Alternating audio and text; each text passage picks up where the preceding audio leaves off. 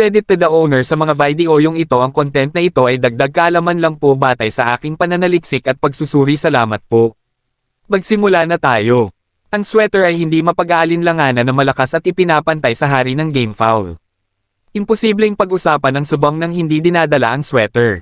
Ang sweater, na nilikha ni Carol Nesmith, ay patuloy na nanag sa karamihan ng mga laban sa derby sa buong taon sa pinakamabangis na sabungan sa Pilipinas at Mexico.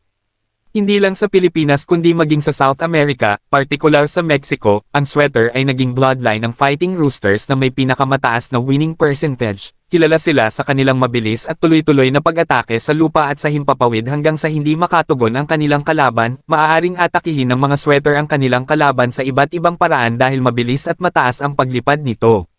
Mayroong mas mapanganib sa lupa, ang sweater Fighting Roosters at hence ay kahawig ng Hatch, Kelso, at Radio Game Foul. Mayroon silang katamtamang laki,